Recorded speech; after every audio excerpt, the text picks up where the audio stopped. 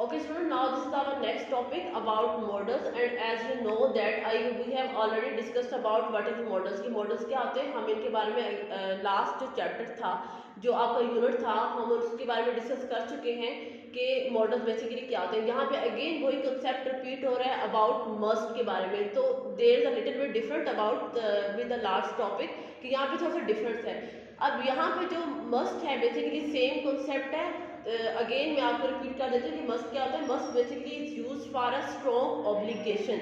ठीक है, कि ऑब्लिगेशन क्या होता है कि आप पे वो नेसेसरी है, वो ज़रूरी है कि आपने वो हर हाल में वो चीज़ करनी ही करनी है, यानी कि it is must for you. ठीक है, कि आपके लिए वो चीज़ ऑब्लिगेशन है. स्ट्रॉन्ग बेसिकली किसके लिए यूज होता है? स्ट्रॉन्ग ऑब्लिगेशन के लिए.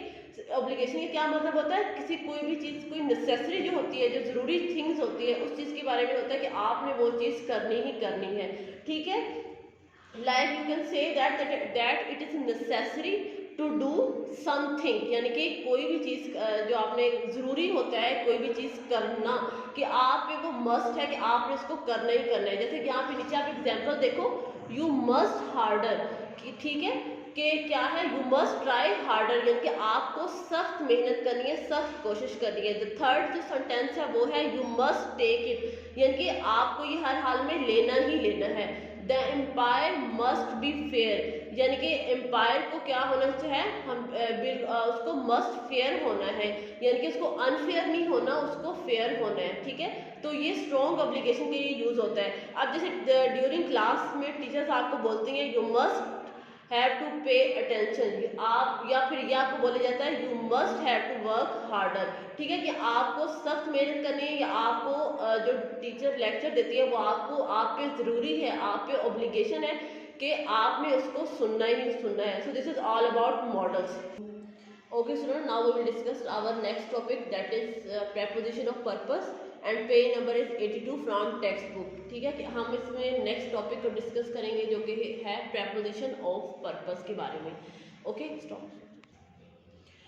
यहाँ पे स्टूडेंट्स आपका टॉपिक है प्रेपोजिशन ऑफ पर्पस. ठीक है, सबसे पहले हम लोग ये देखते हैं कि बेसिकली प्रेपोजिशन क्या होती है. प्रेपोजिशन बहुत सारे वर्ड्स होते हैं जो कि हम लोग क्यों यूज़ करते हैं, जो कि एक सेंटेंस में यूज़ करते हैं एक वर्ड्स का दूसरे वर्ड्स के साथ रिलेशनशिप को शो करने के लिए. जैसे कि इन हो गया, एट हो गया, अंडर हो गया, फॉर हो गया. ठीक है, तो ये बहुत सारे वर्ड्स हैं प्रेपोजिशन के लिए. तो आपके यहाँ पे जो हमने टॉपिक डिस्कस करना है, जो जिस प्रेपोजिशन के बारे में हमें डिस्कस करना है वो है प्रेपोजिशन ऑफ पर्पस, जो कि है फॉर. एफ फॉर कि हम फॉर को हम लोग डिस्कस करेंगे. बेसिकली फॉर क्या है? एक प्रेपोजिशन है, प्रेपोजिशन ऑफ पर्पस है. अब हम देखेंगे प्रेपोजिशन ऑफ पर्पस होती क्या है. Preposition of purpose to describe goals, feelings and purpose, की बेसिकली तीन चीज़ों के लिए हम लोग इसको यूज़ करते हैं. किसके लिए? गोल्स के लिए. गोल्स का क्या मतलब होता है? हमने कोई भी गोल अचीव करना होता है. ठीक है, उसके लिए. फीलिंग्स क्या होते हैं? हमारे इमोशंस होते हैं, हमारे कोई भी किसी चीज़ के बारे में क्या हम लोग सोचते हैं, क्या हमारे इसके बारे में जज्बात हैं. एंड पर्पस का मतलब होता है मकसद, कि हम लोग उसमें किसी चीज़ का कोई मकसद होता है कि हम लोग इन तीनों पर्पस के लिए यूज़ करते हैं. अब आप फर्स्ट लाइन देखिए, I am happy for your result, कि मैं तुम्हारे लिए खुश हूँ. यहाँ पे जो यूज़ हो रहा है, यहाँ पे फीलिंग्स के लिए हम लोग फॉर को यूज़ कर रहे हैं. ठीक है, लेकिन जो I am happy for your result, अब जो ये वाली जो लाइन है ये आप फीलिंग को शो करिए. यहाँ पे पर्पस शो नहीं हो रहा कि मैं तुम्हारे रिजल्ट के लिए खुश हूँ, यहाँ पे उसकी फीलिंग को शो किया जा रहा है. ठीक है, लेकिन जो आपकी बुक पे है वो जस्ट एक चीज़ के लिए यूज़ हुआ है फॉर, वो है पर्पस के लिए. अब आप नीचे दो सेंटेंस देखें. Bat is use for batting. Bat किसके लिए यूज होता है? बैटिंग के लिए. अब यहाँ पे मैंने वर्ड यूज किया फॉर, तो यहाँ पे पर्पस यूज हो रहा है, शो हो रहा है, मकसद शो हो रहा है. थर्ड लाइन है ball is use for bowling, कि बॉल किस मकसद के लिए, किस पर्पस के लिए यूज होती है? बॉलिंग के लिए हमेशा यूज होती है. इसको हम लोग कभी किसी और चीज़ के लिए, पर्पस के चीज़ के लिए यूज़ नहीं करते. तो ball is use for bowling. ठीक है, तो यहाँ पे इन दोनों लाइफ में पर्पस यूज हो रहा है और वहाँ पे फीलिंग्स शो हो रही हैं. तो हमने जो इसको यूज़ करना है, आपने जो सेंटेंस मेकिंग करनी है वो जस्ट एज अ पर्पस ही यूज़ करना है, और वो है आप यूज़ करोगे फॉर को. ठीक है, क्योंकि फॉर क्या है? फॉर एक प्रेपोजिशन ऑफ पर्पस है जो कि हम लोग किसी पर्पस के लिए इसको यूज़ करते हैं. Okay student, this is our next topic, that is apostrophe. ठीक है, और पेज नंबर है 82 फ्रॉम टेक्स्ट बुक। इसमें हम लोग डिस्कस करेंगे, हमने लास्ट लेक्चर में भी अपॉस्ट्रोफी को हम लोग डिस्कस कर चुके हैं। वो उसमें था कि हम लोग इसको यूज़ करते थे ऑनरशिप के लिए, मलकियत के लिए, किसी भी मतलब पर्सन्स की, और जैसे पोजेसिव नाउन में हमने इसको यूज़ करते थे किसके लिए, पोजेशन को शो करने के लिए, नाउन की पोजेशन को शो करने के लिए हम लोग यूज़ करते थे।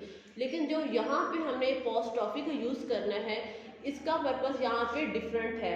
बेसिकली हम लोग इसको क्यों यूज करते हैं कि sometimes words are use together and shorten to make reading easier, कि समटाइम जो वर्ड्स होते हैं उनको हम लोग इकट्ठा यूज करते हैं और उसको शॉर्ट करते हैं, क्यों, अपनी रीडिंग को इजी करने के लिए। When we change a word into a contraction letters are omitted. क्या होता है कि जब हम उनकी कंट्रैक्शन करते हैं तो उसमें जो एक लेटर होता है वो ओमिट हो जाता है, यानी कि हम उसको रिमूव कर देते हैं और उसकी जगह पे उसको किसके साथ रिप्लेस कर देते हैं, and we replaced by an apostrophe, by putting an apostrophe at this place. कि हम लोग उसको क्या करते हैं कि उस जो वर्ड्स होता है उसको जब कंट्रैक्शन करते हैं, कंट्रैक्शन क्यों करते हैं, अपनी रीडिंग।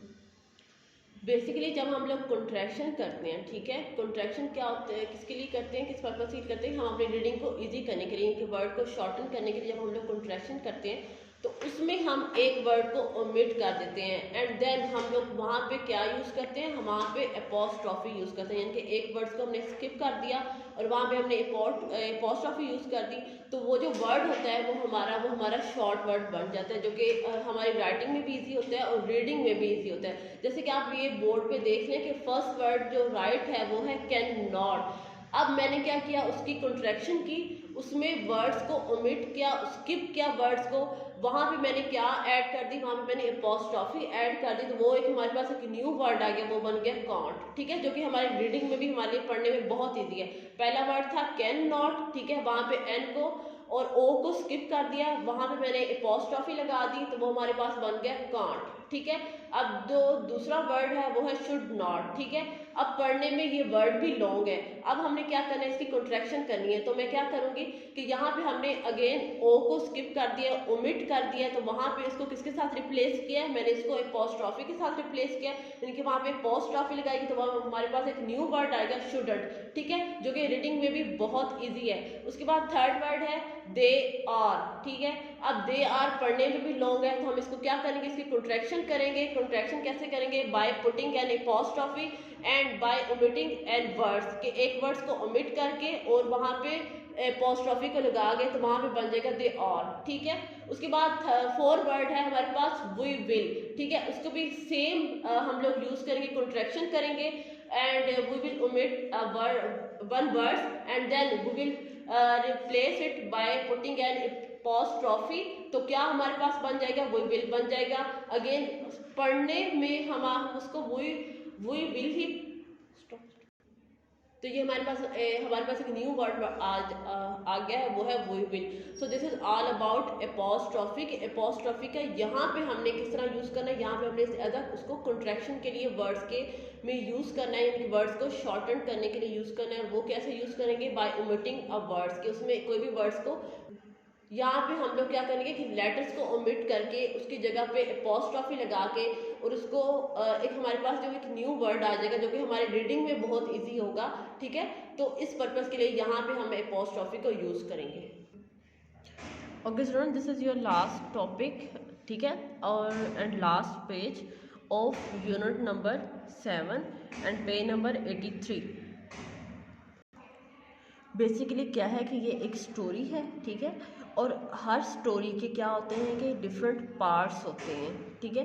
एक इनमें होता है, एक मेन कैरेक्टर होता है विद डिस्क्रिप्शन के साथ, यानी कि एक जो मेन कैरेक्टर होता है जो जिसके ऊपर सारी स्टोरी होती है। उसके बाद इसमें नेक्स्ट जो इसका पार्ट होता है वो आता है सेटिंग में। सेटिंग क्या होती है कि सेटिंग उसको बोलते हैं कि किस जगह पे किस जगह पे ये स्टोरी हुई, यानी कि उसकी प्लेस क्या है, उसकी सेटिंग क्या है, कि ये किस जगह का ये के बारे में ये बता रही है स्टोरी, कि मेन डिस्क्रिप्शन किस चीज़ की है। उसके बाद इसमें डेफिनेटली क्या होती है, फीलिंग्स होती हैं, इमोशंस होती हैं, उन कैरेक्टर्स के बारे में वो एक्सप्लेन की गई है।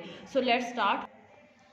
बेसिकली बच्चों जो इसमें जो स्टोरी उन्होंने बताई गई है वो किसके बारे में है, अली एंड उमर के बारे में, जो कि कहाँ पे बैठे हैं, जो कि एक डाइनिंग टेबल पे बैठे हैं डिनर के लिए अपने पेरेंट्स के साथ। ठीक है, अब सब लोग बहुत खुश थे, क्यों, किस वजह से, क्योंकि जो उमर ने मैच विन किया था उसकी वजह से सब लोग हैप्पी थे। लेकिन क्या था कि जो उमर था वो उनको एब्सेंट नज़र आ रहा था, वरिड नज़र आ रहा था, यानी कि वो ना ही बातें कर रहा था, बिल्कुल साइलेंट था, और उसका हेड भी डाउन था। तो क्या हुआ कि उसके जो पेरेंट्स ने उन्होंने पूछा कि भाई why are you so absent, ठीक है, and why are you so worried, because आपको तो अभी तो खुश होना चाहिए, आपने मैच विन किया है। लेकिन क्या है कि उसने बताया कि जिसका जो फ्रेंड है क्या है, हमज़ा, जो कि उसका बेस्ट फ्रेंड है, जो कि दूसरी टीम में है, वो उसके साथ बात नहीं कर रहा। ठीक है, अब क्या है कि मे बी उसने मैच लूज़ किया है या तो, लेकिन क्या है कि हमज़ा उसके बारे में वरिड है कि उसने उससे बिल्कुल भी बात नहीं किया। अब थोड़ी देर बाद क्या होता है कि जब उमर है वो अपने रूम में होता है, तो उसके पास उसके फादर आते हैं उससे पूछने के लिए कि भाई क्या मतलब कि तुम क्यों परेशान है, उसको एडवाइस करने के लिए आते हैं। तो वो उसको एडवाइस करते हैं कि सम टाइम जब हम लोग वरिड होते हैं, परेशान होते हैं, तो हम लोग किसी के साथ बात नहीं करना चाहते। ठीक है, तो आपको जाना चाहिए उसके पास, उसे पूछना चाहिए। सपोज दैट अगर वो आपसे बात नहीं कर रहा है, लेकिन यू शुड टेक स्टेप। ठीक है, आपको स्टेप लेना चाहिए, you should take first step, आपको पहला स्टेप लेना चाहिए, उसके पास जाना चाहिए। अब हमजा अब वो क्या करता है, उमर क्या करता है, उमर सीधा हमजाज के घर जाता है। ठीक है, और डोर बेल रैंक करता है, and rank the door bell. अब जो हमजा होता है वो डोर ओपन करता है स्माइल के साथ। तो क्या होता है कि वो अपना उसको हैंड बढ़ाता है, किसके लिए, हैंड शेक के लिए। अब जो होता है हमजा होता है वो उसको इनवाइट करता है अपने घर के अंदर कि अंदर आ जाओ। तो क्या वो लिविंग रूम में बैठते हैं, और हमजा उसके अपोलोजाइज करता है, सॉरी बोलता है अपने बिहेवियर पे। तो क्या होता है कि हम Umar was relieved and felt happy again. तो क्या होता है कि उमर मतलब कि अगेन हैप्पी हो जाता है, और क्या होता है कि रिलीफ फील करता है, यानी कि अपने आप को बहुत बेटर फील करता है। अब क्या होता है कि उसने क्या किया था कि ये सोचा कि उसके फादर जो थे वो राइट थे, यानी उन्होंने राइट बोला था कि हमें क्या है कि हमें क्या करना चाहिए कि हमें जो सम टाइम कोई वरिड होता है तो हमें इसको अंडरस्टैंड करना चाहिए, उसकी प्रॉब्लम्स को अंडरस्टैंड करना चाहिए, और खुद से स्टेप लेना चाहिए कि प्रॉब्लम को सॉल्व करने के लिए। अब वो क्या होता है कि अब बच्चे दोनों बॉयज़ कहाँ जाते हैं, वो डिसाइड करते हैं कि हम लोग अगेन क्रिकेट मैच करते हैं, यानी कि टू प्ले क्रिकेट, वो क्रिकेट प्ले करने के लिए चाहते हैं। अब बच्चों यहाँ पे जैसे कि मैंने आपको पहले बताया था कि क्या था कि इसमें हम लोग स्टोरी में क्या देखते हैं, सेटिंग देखते हैं, मेन कैरेक्टर देखते हैं, और फीलिंग देखते हैं। यहाँ पे जो मेन कैरेक्टर है वो किसका है, वो उमर का है। ठीक है, और उनकी सेटिंग कहाँ है, उनकी प्लेस कहाँ पे, वो है डाइनिंग, ठीक है, डाइनिंग टेबल पर और लिविंग रूम में। ओके, और उसके बाद फीलिंग्स इसमें क्या थी कि उमर पहले क्या था, सैड था, लेकिन बाद में जब उसका अपने फ्रेंड्स के साथ जब उसने अपने फ्रेंड से बात की, ठीक है, तो वो क्या हो गई, वो फिर से अगेन से हैप्पी हो गया। तो यहाँ पे जो फीलिंग्स है वो दोनों है, हैप्पी भी है, पहले सैड भी है, उसके बाद हैप्पी भी है।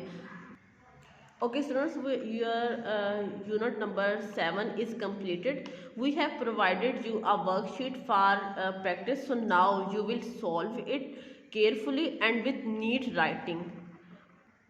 And the last, take care of yourself and goodbye.